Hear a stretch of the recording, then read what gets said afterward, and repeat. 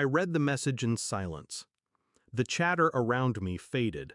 Forks scraped plates, glasses clinked. Someone laughed too loud. I smiled. 2 days later, their lawyer called. His voice was tight. "We need to fix this. Urgently. Call immediately." It's strange. The moment someone burns the last bridge, you stop fearing the fire.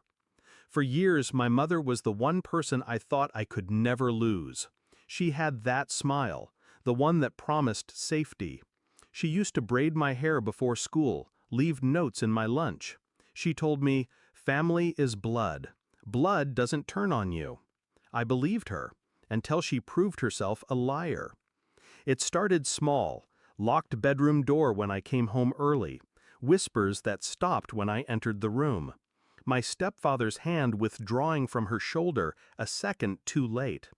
I wanted to believe I was imagining it, that the savings account I'd built with my father's inheritance hadn't been merged into hers, that the temporary loan wasn't funding their new kitchen. But lies have a smell, and once you notice it, you can't breathe the same air without choking. The truth came in a single piece of mail. My father's house, my house, quietly signed over.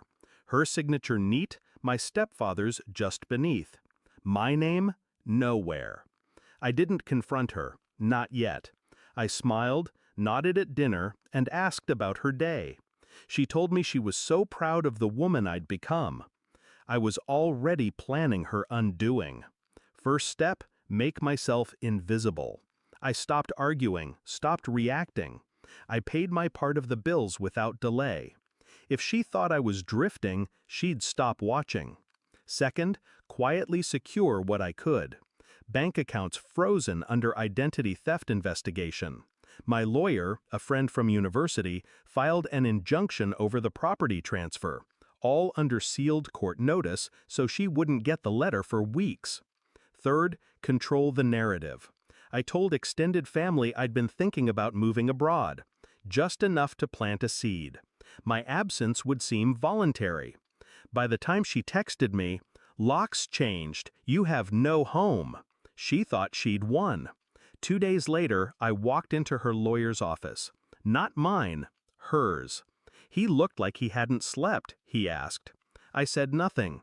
She can't legally evict you without proper notice, especially not from a property under litigation. This could get messy.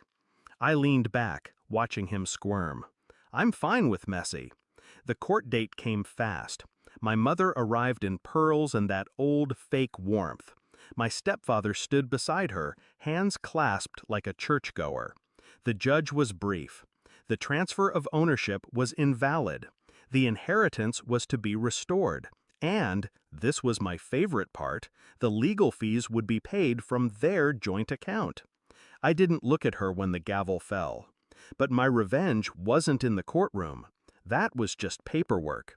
The real moment came weeks later, at another family gathering. She was hosting this time, all polished smiles, playing the gracious matriarch.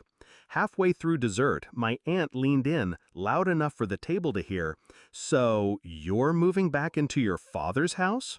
I nodded, slowly. Yes. The court ruled in my favor. Apparently, forged signatures don't hold up too well. Silence.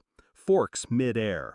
My mother's face didn't crack, but her hand trembled just enough to rattle her teacup. I kept my tone light. "Oh, and the locks? I changed them again. You'll need to return the spare key." She didn't meet my eyes for the rest of the night. I didn't do it for the house, or the money.